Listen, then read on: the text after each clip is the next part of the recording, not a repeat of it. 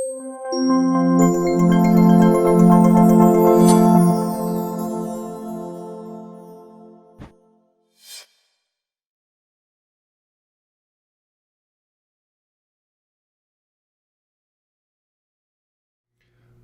most pressing topic, I think, is going to focus on how do we construct systems of care that actually allow for effective and equitable delivery of the kinds of transformational cancer technologies that exist today. We're in the midst of a period of extraordinary innovation where much of what we knew about cancer 5 or 10 years ago has been superseded by new knowledge, both in terms of diagnosis and in terms of therapeutics. What we've not done is build systems of care delivery and reimbursement that allows for these new technologies to be equitably, financially sustainably, and humanly sustainably delivered to everyone who needs them.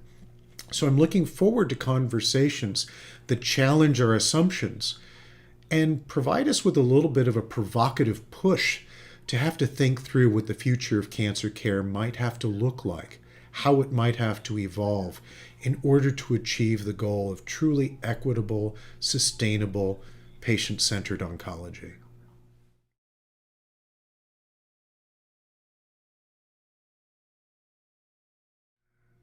So I think one of the things we have to realize is that cancer care is different. That some of the methods for controlling costs or even distributing care expertise that may function very well in primary care don't necessarily work well in cancer care.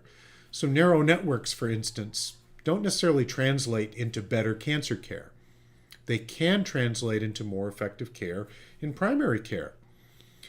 So I think a challenge is how do those paying for healthcare and employers represent a diverse, but I will say very powerful group of stakeholders who have to navigate this idea of dealing with the differentiation of cancer care and ensuring that their members receive the most effective care possible while still managing the cost conundrums posed by extraordinary advances in cancer care coming with extraordinary escalation in the cost of care. I think by partnering with employers, you can help them deliver a deeper sense of what represents optimal care.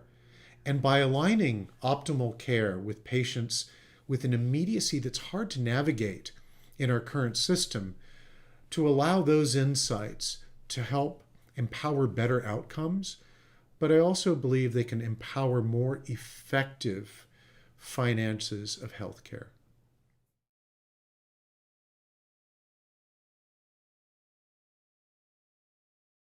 So one of the things that I've come to appreciate in the midst of the COVID pandemic is how machines like the one before me can promote a greater level of connectivity than sometimes what can be achieved in physical meetings.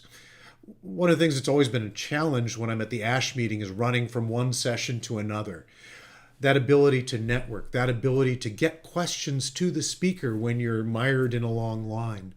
The technology we have here allows us to have the kind of immediacy that we get under the best of circumstances in small sessions, to allow individuals in the audience to get questions to the speaker in a really efficient way, and to really foster the kinds of communities that we've seen develop online through everything from Facebook through Twitter and Instagram.